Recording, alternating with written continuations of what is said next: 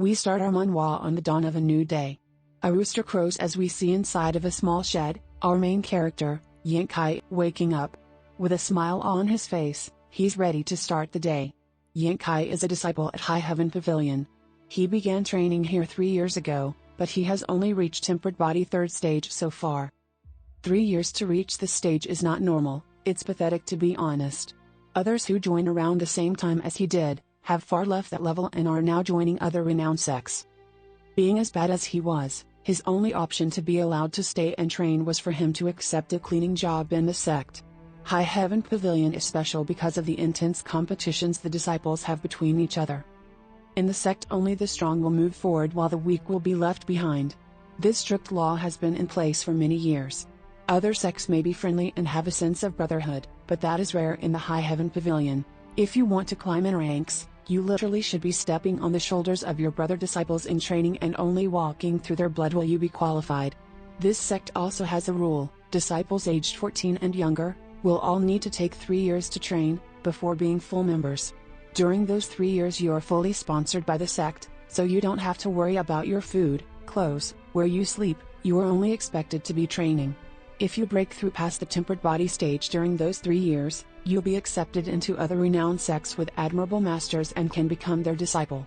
But you can also continue to train on your own since High Heaven is flexible on that part. But for anyone who can't make it past the tempered body stage, they will be kicked out or be demoted to trial disciple. And no one wants to be called that. There are over 3,000 disciples in High Heaven Pavilion, but the amount of trial disciples can be counted on one's hands. Whether it's because they would rather leave, or like the majority, have passed on to other sects. Comfort is also not guaranteed. Even if you miss a meal or felt cold, no one will ever care. Some elders have tried to kick Yankai out before, and he's doing his best for that not to happen.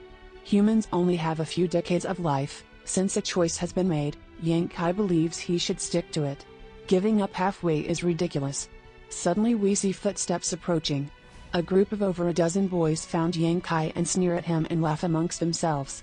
One of them says, "Ah, isn't that Yankai?" They think to themselves that this is the trial disciple Yankai. He's still only at the tempered body 3rd stage. It has been 5 days since he was last challenged, so today they're finally allowed to challenge him again. Suddenly a brown-haired boy among them says, "1 against so many, that's not very fair."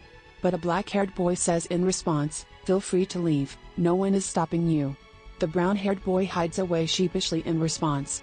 We then see Yankai put the broom he was holding down as he sits on the floor to meditate and collect himself as all of the other boys around him start laughing with bad intentions.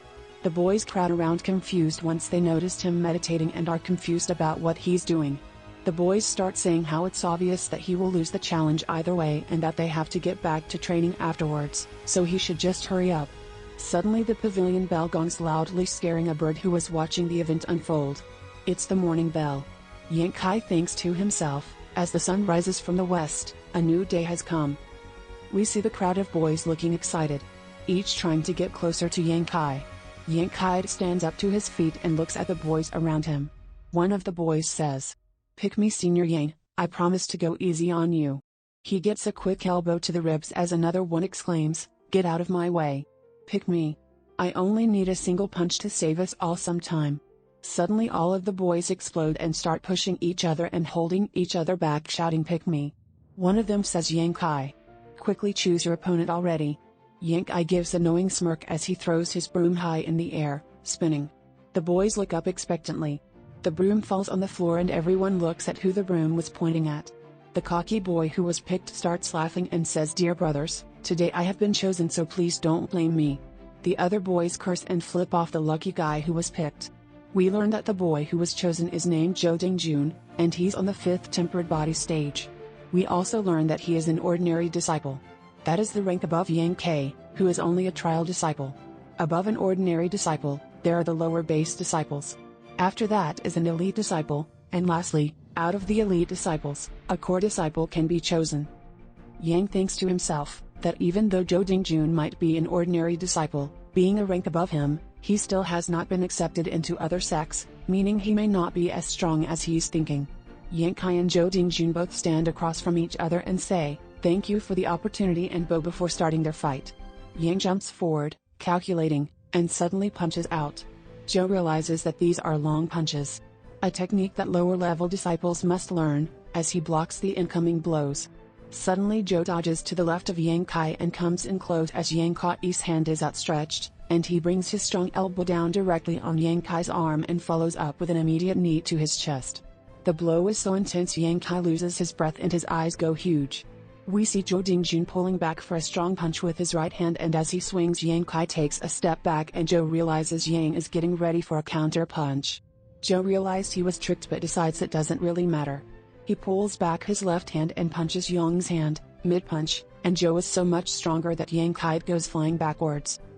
Zhou Dingjun says that Yang Kai's punch is actually faster than his, but Yang Kai's body is just too frail and weak since he's only on the 3rd stage of the tempered body stages, but Joe is on the 5th stage.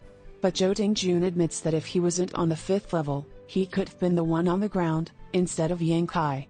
He bows with his eyes closed to Yang and says, "Brother, you let me win." Suddenly we see the crowd laughing and one boy says, "Does he really think that he won?" Another boy responds, "I guess he has never heard of Yang Kai's reputation." This is getting interesting. Joe looks confused, and thinks, "Didn't I win? I used only one punch to make him fall, so this is a win. Right? According to our rules, he should be surrendering, because he can no longer fight anymore." Joe is suddenly shocked when he sees Yang Kai jumping up and shouting, "Again!"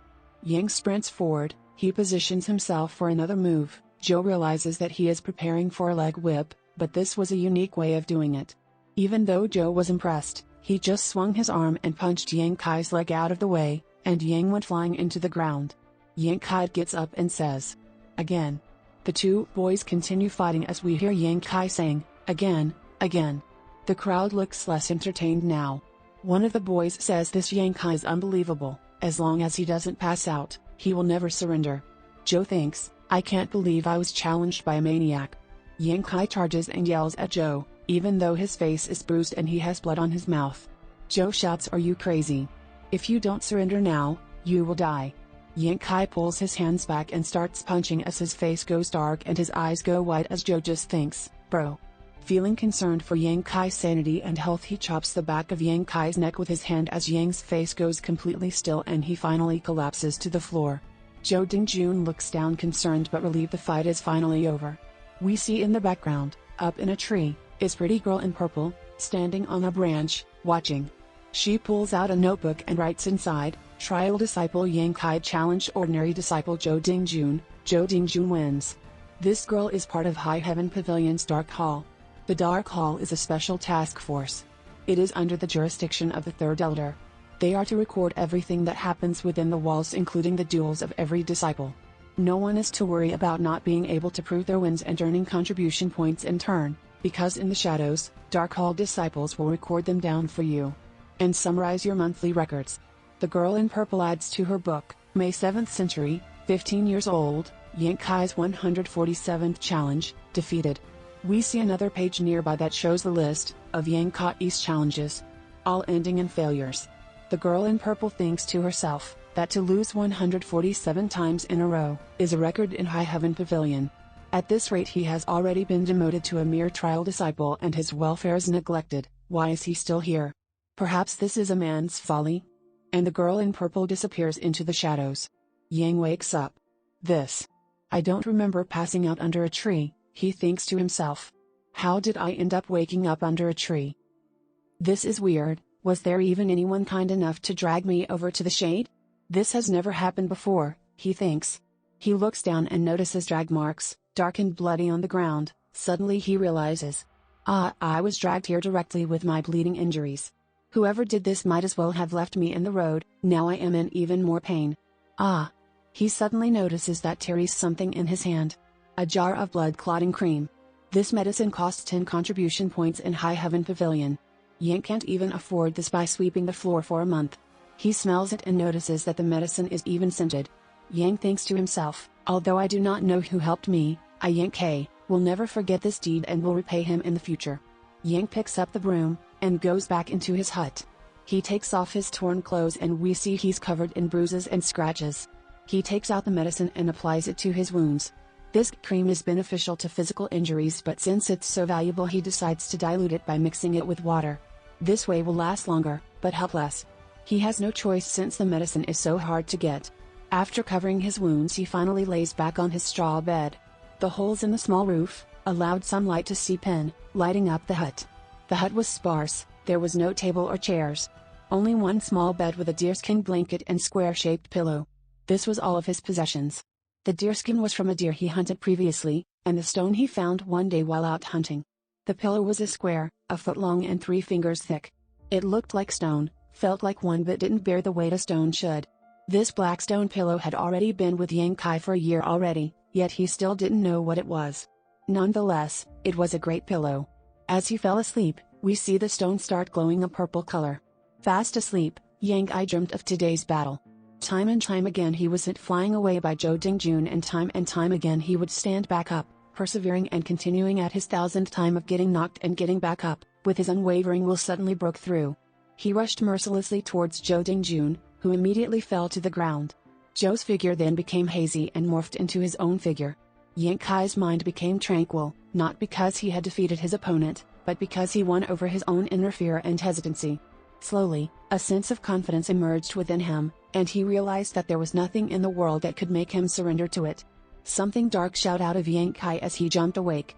After his short nap he stood and went to make his bed. He noticed his black rock seemed different. Suddenly it lit up and levitated as it transformed into a book, falling on the floor. Yang Kai slowly went to pick up this magical book. What could it be? Hello everyone. I am a fan of these manhwa recap videos everywhere, and never saw anyone attempting to take on Martial Peak. If you haven't read it yet, I don't blame you. They're uploading new chapters daily and are currently at 3,000 plus chapters. So here I am. I am going to be working on consistent uploads that don't just go off of the manhwa, but also includes information from the light novel that even less people have read. So even if you've read and are up to date on Martial Peak, you may not know a lot of the lore that was skipped over. This video only covers the first 6 chapters, and I'm already learning new things myself from the light novel info, so be sure to tune in. If you are interested in me continuing this project, please let me know, as long as any recommendations. Thanks, I hope you enjoyed the unload.